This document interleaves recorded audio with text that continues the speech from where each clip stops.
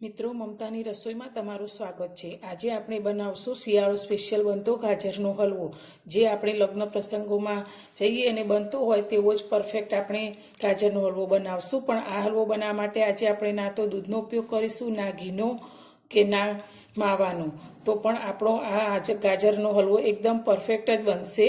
તો આ રેસીપી મારી તમને પસંદ આવે તો વિડીયોને લાઈક જરૂરથી કરજો અને મારી ચેનલને સબસ્ક્રાઈબ કરજો। તો આ વિડીયોને તમે સ્કીપ કર્યા વગર પૂરો જોજો। તો ગાજરનો હલવો બનાવવા માટે મેં અત્યારે 1 કિલો ગાજર લીધા છે। જ્યારે પણ આપણે ગાજરનો હલવો બનાવીએ ત્યારે આ રીતના લાલ ગાજર મળે છે તેવા ફ્રેશ ગાજર લેવાના, જે એકદમ જાડા પણ નહીં અને એકદમ પાતળા પણ નહીં, આ રીતે મીડિયમ સાઇઝના ગાજર પસંદ કરવાના। તો આ ગાજરને આપણે સારી રીતે ધોઈ લીધા છે। તો હવે આપણે આ ગાજરને છીણી લઈશું। તો તેના માટે મેં અત્યારે આ રીતની મોટા કાણાવાળી છીણી લીધી છે। તો આપણે આ રીતે ગાજરને સીધા છીણી લઈશું। ગાજરમાં વિટામિન એ ખૂબ જ સારા પ્રમાણમાં હોય છે, તેથી ગાજર ખાવાથી આંખોનું તેજ વધે છે અને પાચન ક્રિયામાં પણ સારો એવો સુધારો થાય છે। તો આપણે આ રીતનું ગાજરનું છીણ તૈયાર કરીશું। તો બધા જ ગાજરને આપણે આ રીતે છીણી લઈશું। આ રીતે આપણે બધા જ ગાજરનું છીણ કરી લીધું છે। હવે આપણે આગળની તૈયારી કરીશું। આપણે ગેસ પર એક જાડા તળિયાવાળી કડાઈ મૂકીશું અને ગેસને ચાલુ કરીશું। હવે આપણે જે ગાજરને છીણીને રાખ્યા છે તે આપણે આ કડાઈની અંદર લઈ લઈશું। આપણે ઘી કે કશું જ એડ નથી કરવાનું, આ જ રીતે આપણે ગાજર અંદર લઈ લઈશું, છીણેલું બધું જ। ગાજરમાં પાણીનો ખૂબ જ સારો એવો ભાગ હોય છે, તો ગાજર આપણા તેના પાણી સાથે જ સારી રીતે ચડી જશે।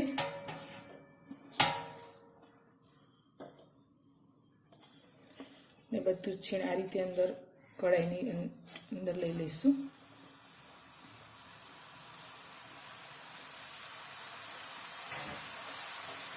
ગેસની ફ્લેમ આપણે મીડિયમ રાખીશું અને હવે આપણે 1 કિલો ગાજર લીધા છે, તો તેની સામે મેં 200 ગ્રામ ખાંડ લીધી છે। ગાજર ખાવામાં ખૂબ જ ગળ્યા હોય છે, તો આપણે ખાંડ તે પ્રમાણે લઈશું। તમે તમારા ટેસ્ટ પ્રમાણે વધારે કે ઓછી કરી શકો છો। હવે આપણે આ ગાજરનું છીણ આ રીતે છૂટું કરી લઈશું અને તેની ઉપર આપણે આ ખાંડને આ રીતે પાથરી દઈશું। તો ખાંડને આપણે આ રીતે પાથર્યા પછી આપણે તેની ઉપર ઢાંકી અને આ છીણને આપણે 5 મિનિટ માટે આ રીતે જ ચડવા દઈશું અને વચ્ચે વચ્ચે થોડું હલાવતા રહીશું।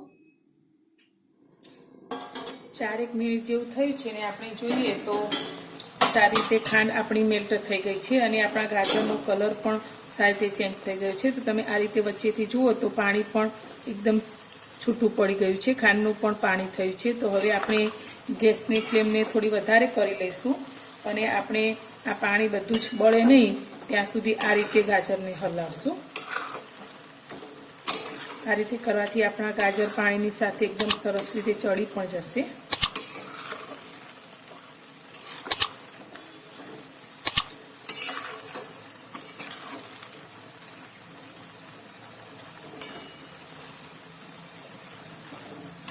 ફરી આપણે 3 થી 4 મિનિટ માટે આ રીતે જ આપણે ગાજરને રાખીશું અને વચ્ચે વચ્ચે હલાવતા રહીશું।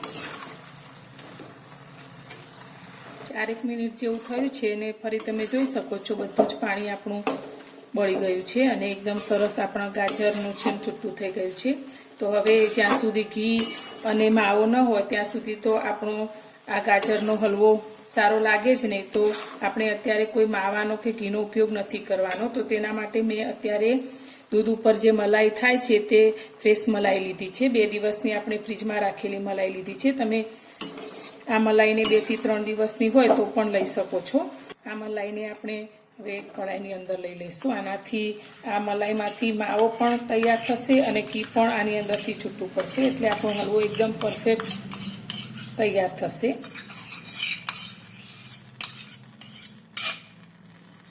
તમે મલાઈની જગ્યાએ સીધું દૂધ રેડીને પણ આ ગાજરનો હલવો તૈયાર કરી શકો છો, પણ અત્યારે આપણે દૂધનો બિલકુલ ઉપયોગ નથી કર્યો કે નથી આપણે ઘીનો ઉપયોગ કર્યો, છતાં પણ એકદમ સરસ ઘીવાળો અને માવા સાથેનો આ હલવો તૈયાર થશે।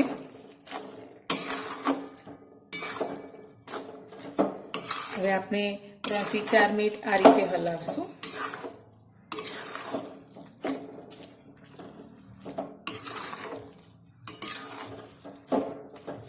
5 મિનિટ જેવું થઈ ગયું છે ને તમે જોઈ શકો છો બધી જ મલાઈ આપણા હાલવા સાથે સારી રીતે મિક્સ થઈ ગઈ છે અને એકદમ સરસ ઘી પણ છૂટું પડવા લાગ્યું છે. તો હવે હલવાની સારી ફ્લેવર આવે તેના માટે મેં ઇલાયચી પાવડર લીધો છે, તે આપણે હલવાની અંદર લઈ લઈશું.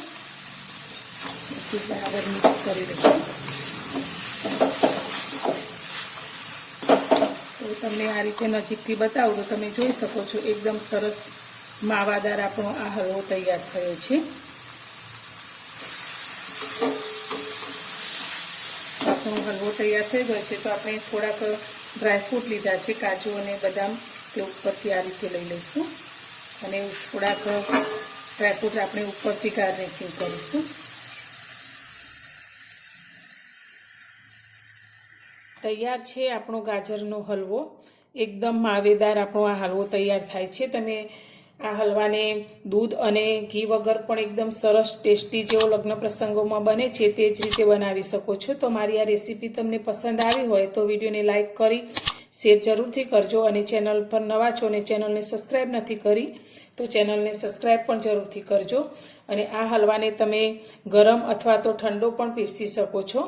તો આ હલવો ખાવામાં ખૂબ જ ટેસ્ટી બને છે ને બધાને ખૂબ જ ભાવશે. તો આ શિયાળામાં તમે આ હલવાને આ રીતે જરૂરથી ટ્રાય કરજો. તો ફરી મળીશું એક નવી જ રેસીપી સાથે નવા વિડીયોમાં.